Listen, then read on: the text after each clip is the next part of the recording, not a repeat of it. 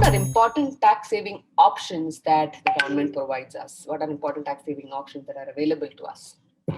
So let's just look at the most common tax saving sections. Of course, like I told you, there are about 40 odd deductions and exemptions that you can claim. But this is a 101, right? This is not a tax. You're not going to write a tax exam or something. So let's just go with the most common tax saving sections. The most common tax saving sections are covered under Section 80, 80C, CCD, D, E, G. Okay, so we just go through these ones. Section 80C is to encourage long-term saving habits.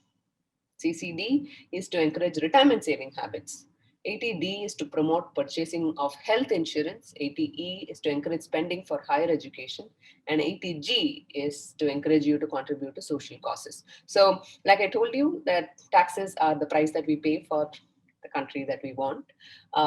These are all the options that the government gives us for behaving well, for building good habits, for contributing to take care of yourself and take care of the country. Right? Okay. So under Section 80C, long-term savings are supported. You can save up to 1.5 lakhs in these instruments and set it off against your income. So all your income. So you add up all your income, make these savings, reduce your income to the extent of 1.5 lakhs and pay tax only on the rest of the money. Right? You can invest in all of these options. We will look at them in more detail in the next videos. But just for your understanding, they include public provident funds, employee provident fund, life insurance premiums, equity-linked saving schemes, which are predominantly mutual funds, and the principal amount that you pay towards your home loan. In fact, the stamp duty and the registration charges that you incur at the time of purchase of a property also can be claimed under Section 80C. Sukanya Samriddhi Yojana, then National Savings Certificate, Senior Citizens Savings Scheme, ULIP, tax saving fixed deposits for 5 years, and infrastructure bonds. Also, to give you some benefit of paying tuition fees for your children. If tuition fee you pay for your children is about 1.5 lakhs, you can make that claim. Even if it's lesser, you can make that claim. Okay, all of these, if you make all of them also, the total, it can be 3 lakhs, 5 lakhs, doesn't matter, but you will get a tax saving of 1 point. You can get a tax deduction of 1.5 lakhs, right? Next is the Section 80 CCD, which is to promote retirement savings. You get an additional saving opportunity of about 50,000 rupees. So here the investment is primarily done in something called the National Pension Scheme.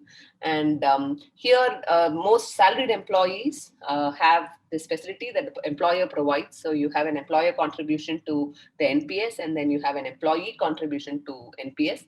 So these are covered under various sections, Section CCD2, Section CCD1, and the self-contribution to NPS. So apart from what the employer mandatorily deducts and contributes, or what you do as part of your employment, you can, as a salaried employee also, as a self-employed person also, contribute voluntarily to NPS, and this is covered under Section CCD1B.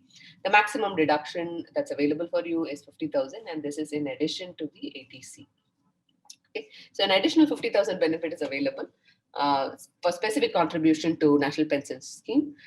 What is the National Pension Scheme? This is an investment that you make with a commitment to hold it till your retirement. Partial withdrawals, of course, are allowed subject to certain conditions.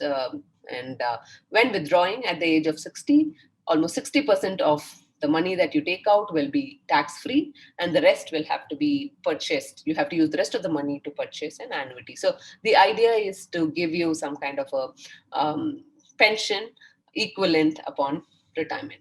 Right? For most of us, this is the only way we will all save up for retirement. So this is something great.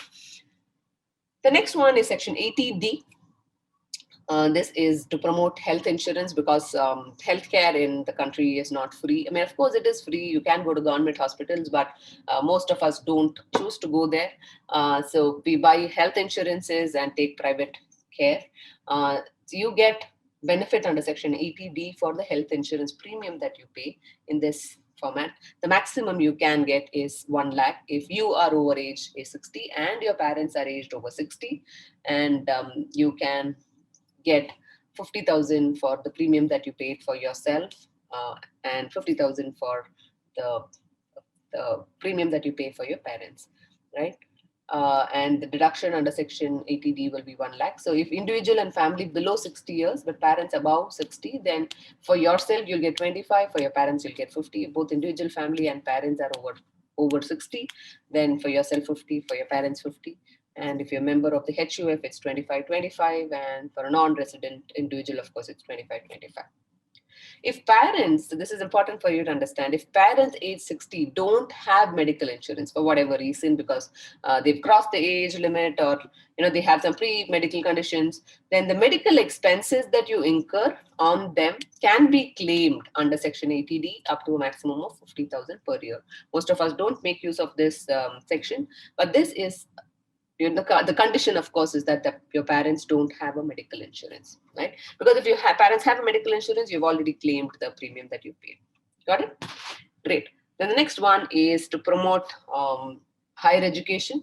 So any loan that you take to fund higher education, when I say higher education, simply means any education beyond senior secondary. It can be in India, it can be in abroad, it can be a professional education, can be a vocational education, doesn't matter. And if you're taking a loan for your own higher education, or your spouse's higher education, or your children, or it can be even adopted children, or any student for whom you are the legal guardian, then you get to claim the interest that you pay on this home loan. On this education loan. And this loan should have been taken from a bank or a financial institution or a charitable organization.